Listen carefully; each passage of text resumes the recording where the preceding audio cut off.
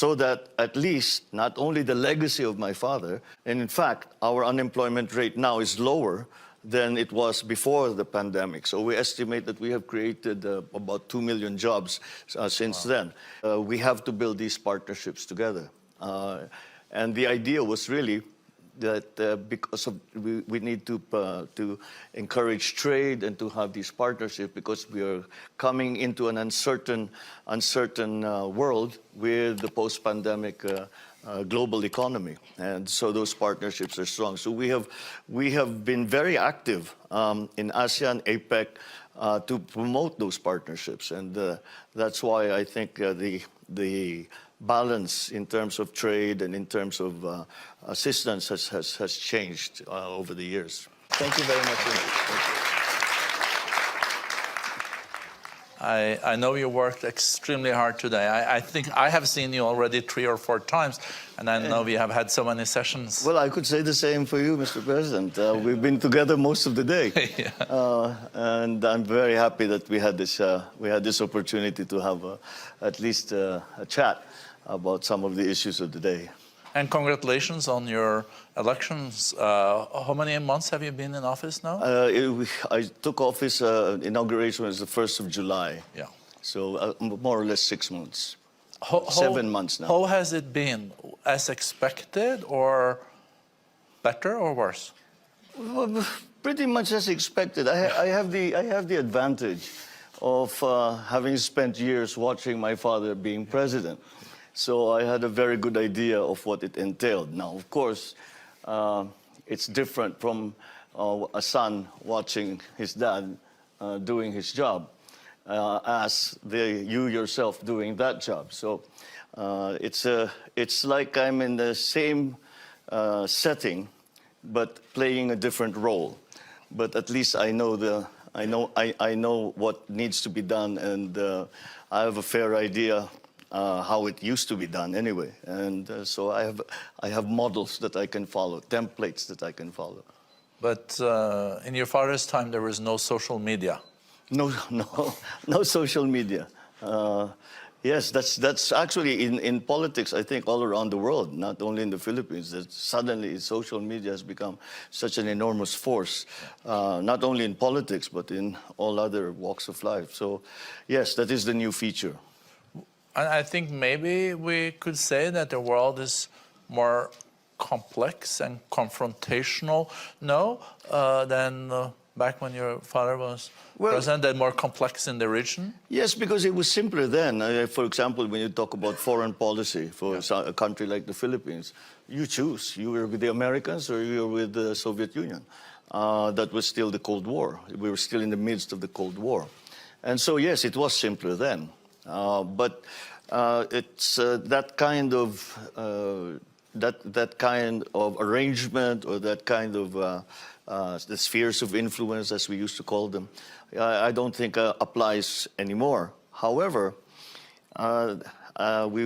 we spoke about this in another session, and the forces that are sort of tending to push us back into this bipolar, I mean, not in a psychiatric sense, but bipolar world are quite strong. Yeah. But I think most leaders and most strategists they have a consensus that we should not fall back into that kind of situation where all countries have to choose which side they will be on. So when asked which side are you on, I said, well, I don't work for Beijing, I don't work for Washington, D.C. I work for the Philippines, so I'm on the side of the Philippines, and that really translates into a very simple statement of foreign policy, which is I promote the national interest. And the national interest also has led to the fact, I think you've been already in Beijing and yes. visited President Xi Jinping. Mm-hmm. Did your father go to Beijing? My father went to, my family has quite a history with the People's Republic, because in 1974, I was 16 years old. My mother took me with her on the first visit of Filipino delegation to China. And that was the precursor to the establishment of diplomatic relations. And so after that, we met with Zhou Enlai. We met with the chairman Mao Zedong. Deng Xiaoping was number 3 then. So that's how it all began. The next year, my father brought a formal delegation, because we were unofficial with my mother. He brought a formal delegation where they set the framework for the establishment of diplomatic relations between the PRC and the Philippines. I guess a very different China you visited now than you visited in the 1970s. Completely, and it's just absolutely remarkable what we saw in China in 1974, and what we saw, because after that there were many visits subsequent to the signing, especially of the diplomatic relations, but the rapid growth and modernization of China is just remarkable. I think everyone here is perfectly familiar with how that happened. But still, when you think of the time that it took them, for example, a place like Xiamen, when we first went to Xiamen, it was a little village. Even Guangzhou. Guangzhou was like it was a small city, and now it's you could be in any of the great Western capitals in terms of sophistication, in terms of development, in terms of wealth. It has been absolutely remarkable to watch. Is China now your most important trading partner? Yes, they are our largest right now. They are our largest trading partner. And the U.S. number 2, or? The U.S. I think is number 3 now, if I'm not mistaken. Because especially since the pandemic, the alliances between our neighbors has become very strong. For example, the biggest contributor for foreign direct investment now is Singapore into the Philippines. Wow. And I think the next Japan and Korea are following on its heels. So it's very much a regional, because I think there has been a consensus amongst the Southeast Asian countries, Asia-Pacific countries, that we have to build these partnerships together. And the idea was really that because we need to encourage trade and to have these partnerships, because we are coming into an uncertain world with the post-pandemic global economy, and so those partnerships are strong. So we have been very active in ASEAN, APEC, to promote those partnerships, and that's why I think the balance in terms of trade and in terms of assistance has changed over the years. I was quite surprised to hear that Singapore was number 1 on the FDI side, and you said second Japan and then Korea? I think that's where we are now, but I think it's going to move. But I expected maybe China among the 3, but maybe many Chinese companies invest through Singapore. Yes, well, they invest everywhere. I mean, you know, before the pandemic, the economic activity of China in other places, because they were with the rapid growth that they had planned for themselves, the demand for resources, mineral resources, all kinds of different resources that they cannot produce as quickly as they needed. So they've gone to other areas for their supplies. So it's been the same thing with the Philippines, especially at that period a few years back, where China was growing at 10% every year, 10 to 12%. In fact, there were years that they were saying that they were posting 12% growth. And that was the time that China was really hungry for all the different resources. Energy, for example, building materials, for example, minerals, for example. All of this was in high demand by the Chinese economy. But it's incredible that I think now Philippines is the fastest growing of the ASEAN countries.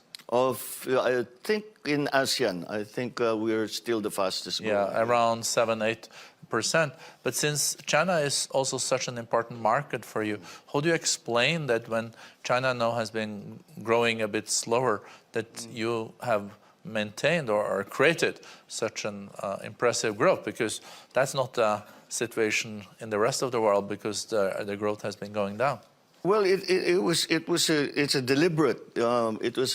deliberate effort on our part, because when we look at the alarming numbers such as debt to GDP ratios in the Philippines, although I always say we are doing better than our neighbors, the numbers is 62%. It is now is still very high for us. So the strategy is to have high growth rates and to pull us out of that situation. And so we've done everything. First of all, after the pandemic, or as we came on, as the pandemic has begun to subside, the main concern were jobs.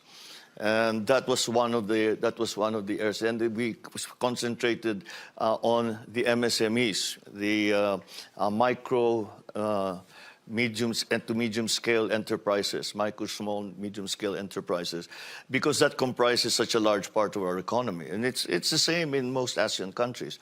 And I think that's where the growth is coming from. So we were always very worried that of the talk that we were hearing on the forecasts on the international economies of different countries. And we kept hearing, especially later last year, we kept hearing about a recession that would be coming. So we kept looking very closely at our unemployment rate, which is now running at 4.1, 4.2%, and this is coming down. And in fact, our unemployment rate now is lower than it was before the pandemic. So we estimate that we have created about 2 million jobs since then. So as long as in my theory, my belief, and I think I'm right in that, is that as long as the unemployment rate stays low, then the recessionary forces are something that we can resist. And so that's why I think that gives a good foundation for growth. But what are the key growth areas? Well, we have. Let me talk about the areas that did well during the lockdowns, the strict lockdowns in the pandemic, the past 2 years. One of the businesses that was business processing, the BPOs, that kept going simply because of the nature of the technology. People could work from home. The other area that has been very active and continues to grow is mining. That side of that part of the economy. We have been a traditional exporter, manufacturer and exporter of semiconductor products, of chips, and that continues to be an important factor. But the Philippines also has a very specific advantage in that we have approximately 10 million, maybe more, overseas workers that are working all over the world and who remit to their families, so that who remit money to their families. And that has been, in the times of real difficulty for the economy, that has really been a buffer for us. The remittances now comprise about 9% already of what the government is using to fuel this growth. You also have a 7 decades long agreement with the U.S. on security. Is that something that you want to keep? Oh, it's probably, I would say, it'd be not even more than 7 decades. It's been over a century in different guises. The so that has evolved in very many ways. I mean, we started off as a Commonwealth of the United States earlier in the 20th century, and then further on, we've gained liberation after the war, after the Second World War, 1945. So, but the connection between the Philippines and the United States has remained strong. And we are their only treaty partner in Asia. And so that has grown stronger and stronger. But it has to, I always say that the only way for it to remain strong and to remain relevant is to evolve that relationship. So it can no longer be simply what it was before. And the Philippines has changed, the United States has changed, the world has changed, and now we are living within the context of all of these other forces that are coming out, especially around the region, around South China Sea. So again, to be able to respond properly, we have to evolve these relationships. And I have to say that it continues to go. We are progressing along that evolution very well. And we are able to continue not only in terms of trade and in terms of diplomatic relationship, but beyond that we have security arrangements with the United States, and that has come to the forefront. Whereas perhaps we were a bit on the back burner for a little while, that has again come to the forefront because of the increased tensions in our part of the world. Yeah, and you mentioned the South China Sea. Is that something that keeps you up at night? The South China Sea situation, yes. Is that something that keeps you up at night? Keeps you up at night, it keeps you up in the day, keeps you up most of the time. It's something, it's very dynamic. It's constantly in flux. So you have to pay attention to it and to make sure that you are at least aware of the present situation, so that you are able to respond properly. So it's well, we in terms of, let's say, cross-strait tensions, we're at the very front line. We are at the very front line, and so whenever these tensions increase, when the ships come out, the Chinese send their Coast Guard vessels, the Americans answer. We are watching as bystanders, and said if something goes wrong here, we are going to suffer, and that's why when asked what is your foreign policy and how would you describe it, I say it's a commitment to peace and hewing very, very close and guided very, very closely by our national interests, as I mentioned before. Well, if I may, did the South China Sea complex come up in your conversations in Beijing with the President Xi Jinping? There is no way to avoid it. There is no way to avoid it. We describe it I suppose, in diplomatic language as one part of our relationship, but it is an important and unavoidable issue that we have to ventilate, and we cannot just put it sweep it under the rug and pretend it's not happening, because there are effects not only in the diplomatic sense, not only in the security sense, but even in the livelihood of our citizens. So it is unavoidable to speak about that, and I would not be doing my job if I did not bring up these issues with President Xi when I had the opportunity. And what is your main concern related to this? Is that these islands, or is it your fishing vessels, or is it the principles for what defines what is Filipino territory and what is Chinese territory? All of the above. Okay. All of the above. Did I miss anyone? All of those issues are open issues right now.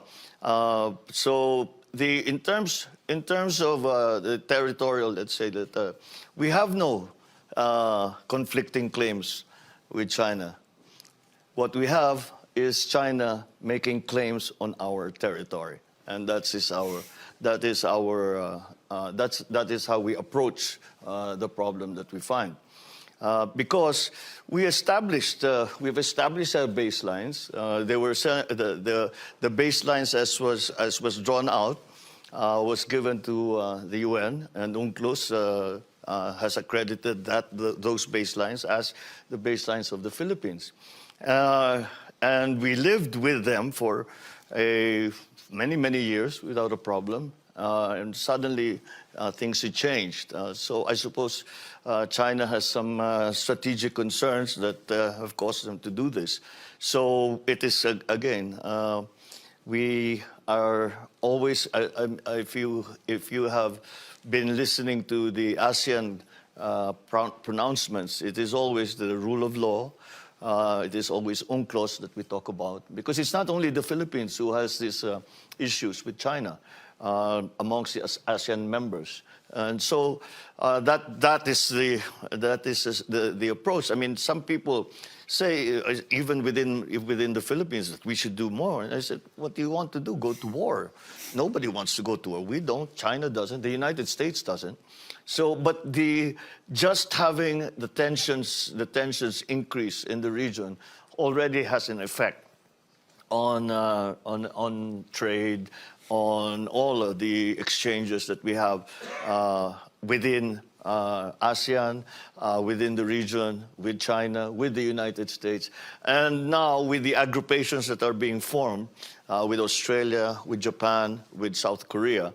Once again, these are the elements that now have made the situation there very dynamic, very complex, and we are hoping to simplify them as much as possible if we can. But they are not simple problems, and because of that, there are no simple solutions. And there are players that come in from everywhere, from Europe, the United States. So that is what we have to deal with in the region.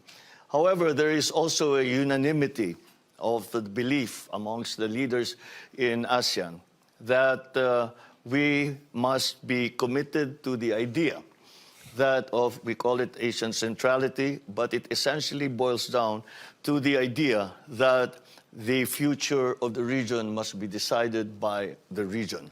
It cannot be decided by outside forces, by outside powers. And I think that has been a good guide for the foreign policy and our dealings with the superpowers. You see, Japan has now committed to double their defense spending budget from 1% of GDP to 2% of GDP. Is that something you ran on too on your ticket, or is that something that you're reflecting on in the Philippines? Well, I think to an extent, but not because the belief is that, first of all, there is no point the Philippines building up its armory. First, we are not in a economic situation that we are able to build up to the levels that the Americans have, to the levels that the Chinese have. And more importantly, perhaps, is our abiding belief that the solutions are not going to be military. And if they are going to be military, then they are not solutions, because it will end badly. If it goes that way, it will end badly for everyone involved, and even those who are not involved. And when I say that, I'm thinking of the war in Ukraine. We were quite, I think all of us were quite surprised, especially us in the Philippines, to think that a war in Eastern Europe would affect agriculture in the Philippines. And I guess it just goes to show how well connected that is. But like I say, if a similar situation would arise in the region, then it would be, actually, I would say it would be disastrous for the rest of the world as well. Not only for the region, but for the rest of the world. No, and as you said, Mr. President, the way you see it is territorial claim on your territory that has been agreed on. So was there any understanding for that perspective when you were in Beijing? Well, Well, when I spoke to President Xi, I prefaced our discussion by saying we are not going to decide here today the issues that are between the Philippines and China in terms of territoriality. And so I chose to raise subjects, to raise issues that have a good possibility of actually being resolved. And these are the incidents that have been happening in the South China Sea between our Coast Guard, between the Chinese Coast Guard, between our fishing boats, and of course, every so often the American vessels, the American Navy that comes in when they feel that they have to project a presence in the area. So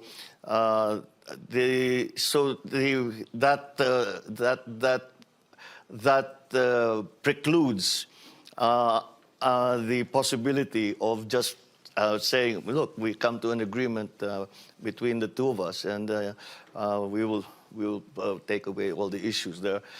As we keep coming back to the fact that it has become terribly complex and very, very dynamic, and requires a good deal of attention. Mr. President, coming back to the economic potential of the Philippines, as you said, you have a young population. You also saw during the lockdowns that there were possibilities to work from home. Mm-hmm. People are tech savvy. If you look at, for example, like South Korea and other nations in the region, mm-hmm. they've leapfrogged from a certain point. Do you see a possibility now in the years to come that the Philippines can really leapfrog and take the step into a situation where you could follow some of your most successful neighbors? Well, we sincerely hope so, and I think that is a distinct possibility, simply because we also hold a great deal of, we also recognize a great deal of potential in the new technologies in terms of course, in the economy.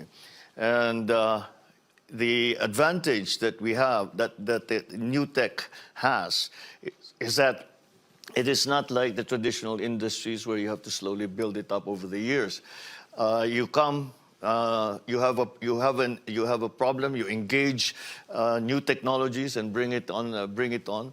And you don't need to buy second-hand technology. You can buy the state-of-the-art immediately. So that's the leapfrog, is you come from very old tech, and you go straight to the cutting edge of technology. So that, I think, that is also, I think, what South Korea was the first highly digitalized country in Asia, and followed by many of our other neighbors in ASEAN.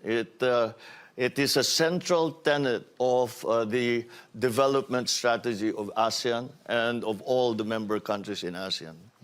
Well, what do you think are the main obstacles today that you will look at? Is it infrastructure? Is it quality of education? Is it R&D? Is it red tape? Is it taxes? Is it fiscal stability, or all above? I guess it's again all of the above. But the approach that the Philippines has taken is our lessons learned, the hard lessons learned from the lockdown, from the pandemic, from the height of the pandemic, where it became very, very clear where the weaknesses were. In terms, for example, we talked about agriculture, in terms of agricultural production, in terms of distribution, in terms of supply and pricing as well.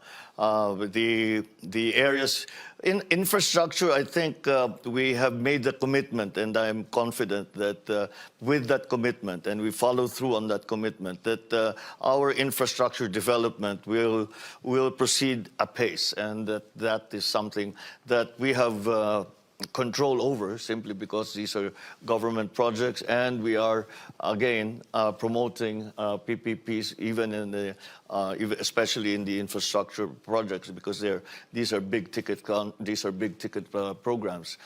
So that is one area. The other ones, in my view, are the for example, are the systems and that we have in place. And the bureaucracy has a part to play in this, because the bureaucracy has been formed to respond to a different kind of economy and a different kind of global economy as well. So the structural changes in the bureaucracy, for example, they're quite painful changes as well. Have to be made, and that is part of it. Digitalization is going to play a large part in that process. Again, but on the plus side, when I am asked why are you so optimistic about the future, and I always say, when what we have been given is that people say we have to recover, we got into this debt hole and we have to dig ourselves out of it. I say I don't really see it the same way. What I see is that we are reforming, reshaping the global economy, and that gives us an opportunity. It's not a clean sheet of paper, but maybe half clean sheet of paper where we can still design and draw, put down our ideas for what the global economy should look like.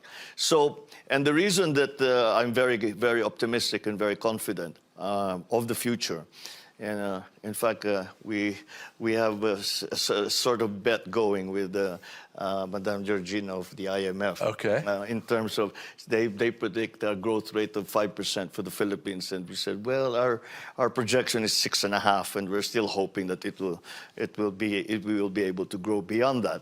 And the reason that I'm so confident about that is because we have this workforce. We have a very, very good workforce in the Philippines. We have the youngest workforce in Asia.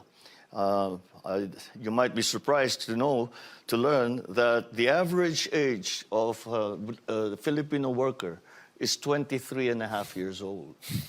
So that is a huge demographic dividend.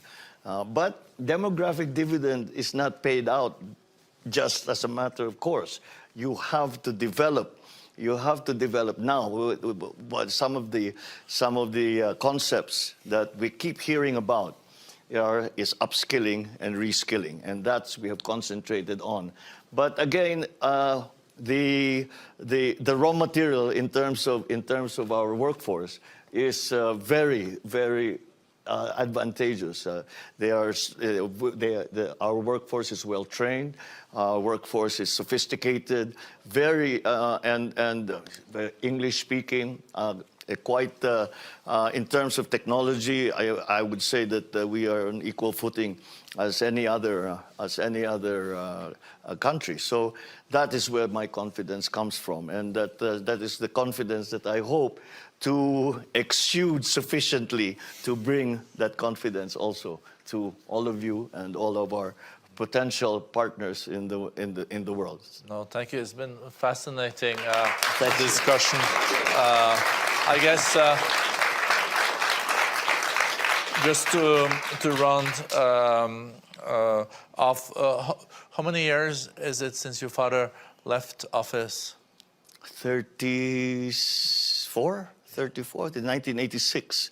We left the Philippines in 1986. So, did you expect to come back as the president of your country? Not as president. We were in exile for 6 years, so we weren't sure if we were coming back at all, physically coming back. My father never made it back. He died in Hawaii. So that, yes, that was a very trying time. Those were dark days for the family, and I dare say even for the country. But you didn't have an ambition to become a president of your country back then. Well, I need to explain this to people that as I was coming out of schooling, out of university, I avoided politics. I was determined not to go into politics. I said, why will I go into politics? My father has done everything in politics, and the life is difficult. And I could see the sacrifices that he had to make to get to do a good job. And I said, maybe that's not what That's not what I meant to be doing. But after we came back from the United States, after exile, when we were first allowed to come back, the political issue was Marcos. And for us to defend ourselves politically, somebody had to enter politics and be in the political arena so that at least not only the legacy of my father, but even our own survival required that somebody go into politics. And so upon arrival in 91, the following election was in 92, I immediately ran for congressman in our province and House of Representatives. And, you know, like I always say, it's not where this is. If you had asked me when I was 23, 24, 25 years old, will you enter politics? Before you finished asking the question, I've already said no. No, no, no. But, you know, life takes you to certain, to places that you did not expect. And so once I was entrenched in the political arena, I said, well, if you're going to do this, you better do it well. You better be president. Well, every lieutenant wants to be a general, right? Every clerk wants to be the CEO. So I'm saying, if I'm going to be in politics, let's do the best we can and take it as far as we can take it. So we just never stop. But you know, this is your career now. So work hard at it and do it well. Do it as the best that you can. And I was blessed that the Filipino the voting population, the voters, Filipino voters, agreed with the message that we put out during the campaign and returned a very strong mandate for the presidency. No, congratulations on that, and also thank you for sharing this with us here today, and thank you for coming to Davos. Thank you, Mr. President. Thank you, Mr. President. Thank you very much.